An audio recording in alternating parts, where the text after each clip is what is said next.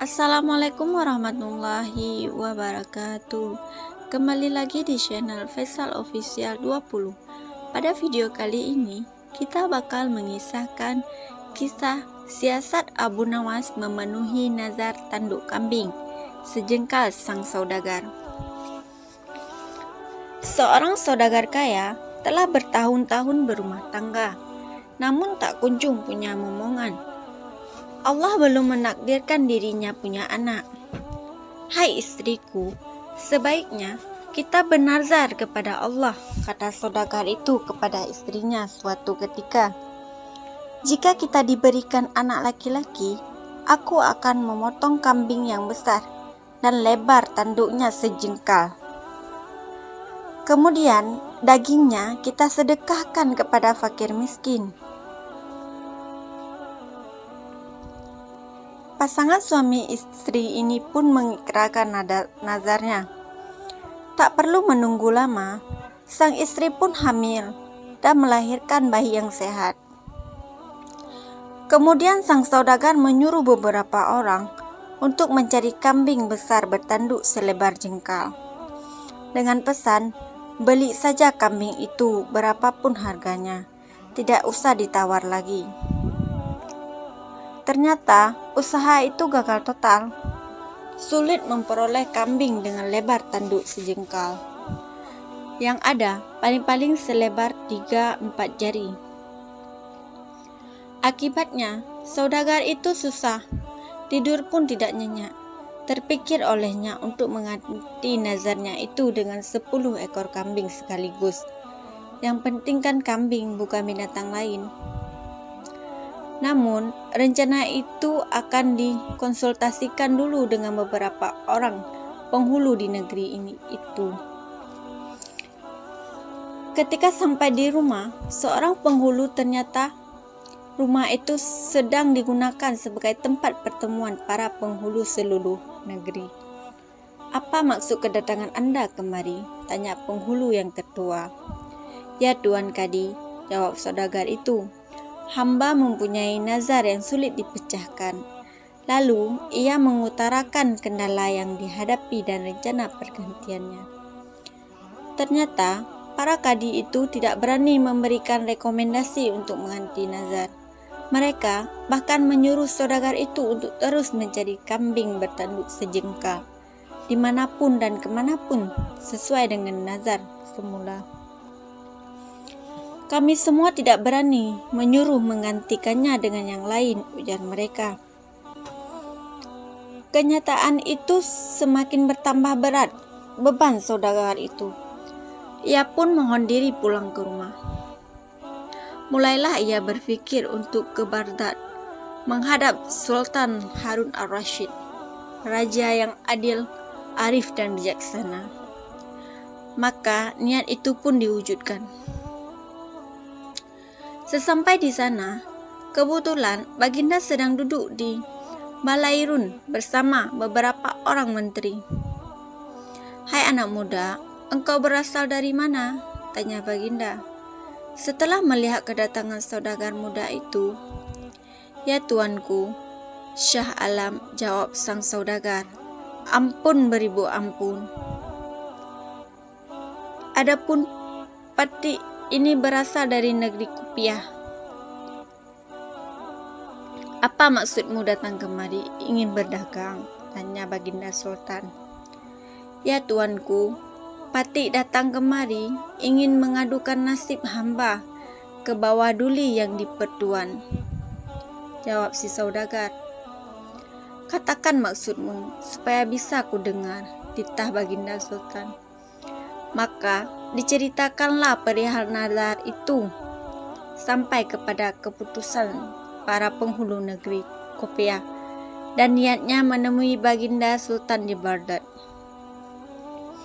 "Selanjutnya, hamba mohon petuah dan nasihat Baginda agar hamba dapat melepas nazar hamba itu dengan sempurna," tutur saudagar itu dengan nada mengiba.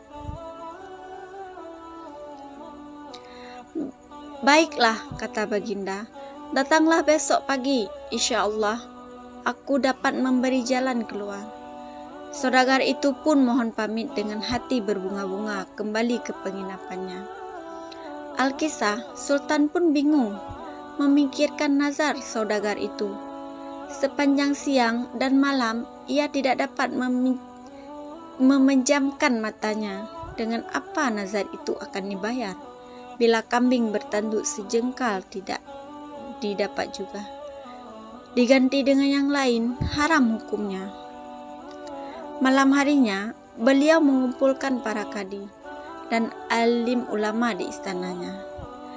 Kepada mereka, beliau menyatakan keresahan hatinya sehubungan dengan nazar saudagar dan kopiah itu. Tolong berikan pertimbangan kepadaku malam ini juga, karena aku sudah terlanjur berjanji kepadanya untuk menerimanya menghadap esok pagi. Titah Baginda Sultan, atau aku akan mendapat malu besar. Suasana balairun pun hening, sunyi senyap berkepanjangan. Mereka termenung dan terpekur memikirkan titah sultannya. Namun, tidak juga ditemukan jalan keluarnya. Ya Tuanku Syah Alam, kata salah seorang yang tertua di antara mereka, tidak ada hukumnya, baik menurut kitab maupun logika, bahwa nazar itu boleh diganti dengan barang lain. Setelah itu, satu persatu mereka mohon diri meninggalkan balairun dan pertemuan pun bubar.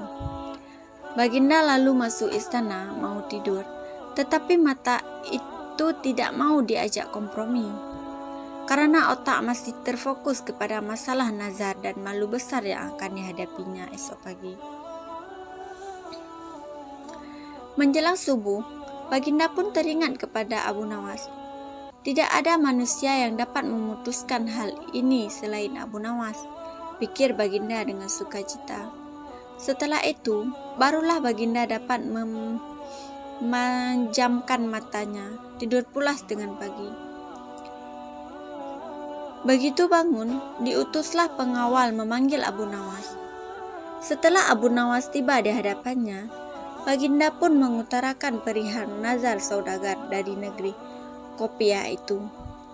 Dan semua usaha sudah ditempuhnya, serta malu besar yang akan didapatnya sebentar lagi.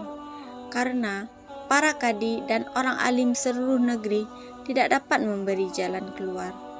Apalagi sebentar lagi saudagar dari Kopiah itu akan menghadap ke istana. Apa pendapatmu tentang itu? Tanya Baginda Sultan dengan sorot mata ingin tahu jawaban Abu Nawas. Ya Tuanku Syah Alam, jawab Abu Nawas ringan. Janganlah Tuanku bersusah hati. Jika Tuanku percaya, insya Allah hamba dapat menyelesaikan perkara ini. Tak berapa lama kemudian, balairun pun dipenuhi orang-orang ingin tahu keputusan Baginda Sultan dengan nazar saudagar dari negeri Kopiah itu. Baginda memanggil saudagar tersebut dan memerintahkan Abu Nawas memecahkan masalah itu. Hai saudagar, bawalah kemari anakmu dan seekor kambing yang besar badannya, kata Abu Nawas. Mendengar perkataan Abu Nawas itu, semua orang terheran-heran, termasuk Baginda Sultan dan saudagar itu. Apa maksud Abu Nawas kali ini, pikir mereka. Si saudagar itu menyatakan kesediaannya membawa bayi dan seekor kambing paling besar, serta mohon pamit pulang ke negeri Kopiah. Baginda Sultan masuk istana melanjutkan tidurnya, dan pertemuan pagi itu pun bubar. Sesuai dengan janjinya, saudagar itu pun datang kembali ke Baghdad beberapa hari kemudian. Ia membawa istri, anak, dan seekor kambing langsung menghadap Sultan di istana. Datang juga engkau kemari, hai saudagar, kata Baginda Sultan. Tunggulah sebentar, aku akan kumpulkan penghulu dan rakyat, lanjutnya. Kemudian Baginda menyuruh memanggil Abu Nawas. Akan halnya Abu Nawas ketika mengetahui dijemput ke istana, ia pura-pura sakit. Baginda Sultan yang diberitahu hal itu memaksa agar Abu Nawas dibawa dengan kereta kerajaan. Maka berangkatlah Abu Nawas ke istana dengan mengendarai kereta kencana yang ditarik dua kuda. "Mengapa kamu terlambat datang kemari?" tanya Baginda Sultan. "Ya tuanku, Patik terlambat datang karena Patik sakit kaki," jawab Abu Nawas. "Hai Abu Nawas," kata Sultan, "saat ini telah datang kemari saudagar itu bersama istri, anak dan seekor kambing yang besar badannya. Coba selesaikan masalah ini dengan baik." "Baiklah," kata Abu Nawas, "akan hamba selesaikan masalah ini." Bukan main senang hati Baginda mendengar jawaban itu. Abu Nawas menarik kambing dan anak saudagar itu. Jari tangan kiri anak tersebut dijengkalkan ke tanduk kambing dan ternyata sama panjangnya. Baginda Sultan dan seluruh yang hadir di Balairun heran melihat ulah Abu Nawas. "Ya tuanku, hamba mohon ampun," kata Abu Nawas. "Jika hamba tidak salah ingat, saudagar itu mengatakan bahwa lebar tanduk kambing itu sejengkal. Karena yang dinazarkan anak ini, jari anak inilah yang hamba jengkalkan ke tanduk kambing itu. Dan ternyata pas benar. Jika kambing ini boleh disembeli untuk membayar nazar, itulah pendapat hamba. Jika salah, hamba serahkan keputusannya kepada Baginda dan semua orang yang hadir di sini."